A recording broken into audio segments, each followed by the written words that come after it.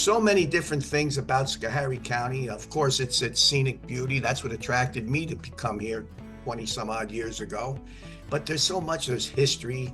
It's a tight-knit community, and I don't mean that in a bad way. I mean that we're all together. We like our neighbors. The board fosters a collaborative effort along with collegial atmosphere. We work closely with the county administrator to achieve some common goals. And of course, being the legislative body, we set those goals, but we certainly involve the county administrator who's on the ground every day to help us with those goals. We are poised for some very big things that we've been working on that haven't been made public yet, but because some of these things do require a certain amount of discretion.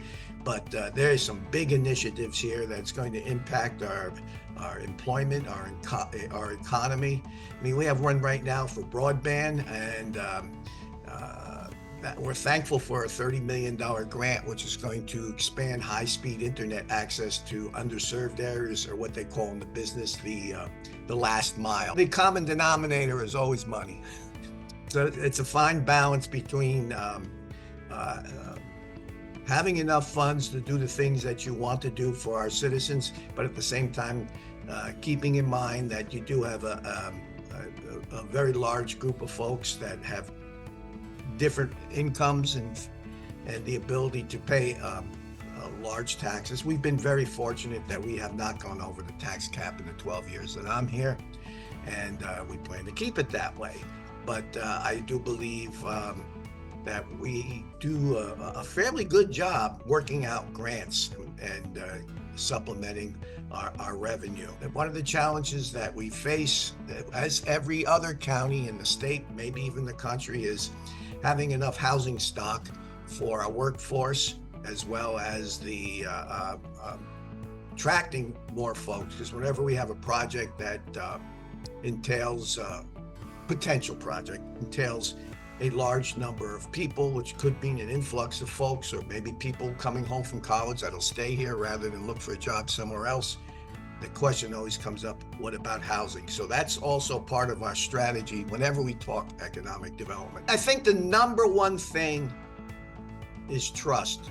And that, when I say trust, I mean for the team that is under the county administrator, particularly the department heads, but even down to the rest of the staff. You have to trust them to be able to do their job. Don't overmanage them. Don't micromanage them. That's from my experience in being in the corporate world for 35 years. Let people do their job.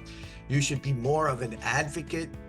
Of course, you set direction and what the outcome that you're looking for, but you need to let people do their job. And I found when I was in those positions that it's a lot more rewarding to have people present things that they're going to be recognized for. And that's another thing too, recognition. Always make sure, and anybody with a good leadership style recognizes that if you're going to be successful, your people have to be successful. I circle back to economic development, and obviously that's the one that's going to be I won't call it low-hanging fruit, because that fruit's been there a while. We've been working it, but it is the most obvious thing that we need to do in Schoharie County is to make some of these things that we and our partners, by the way, NGOs, are working on together, particularly SUNY Cobleskill.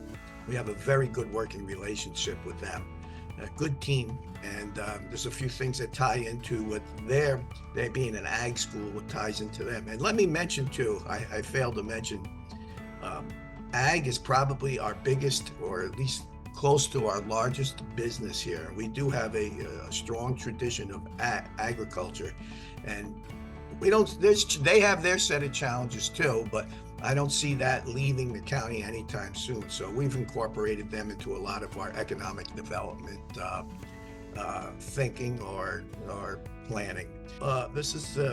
We've had a county administrator now, I think, for about 10 years, and we've learned a lot. And a lot of that, in my view, is taking advantage of the skills and expertise that someone will bring to their job from their previous jobs, whether it be in business or county government, public administration, things like that.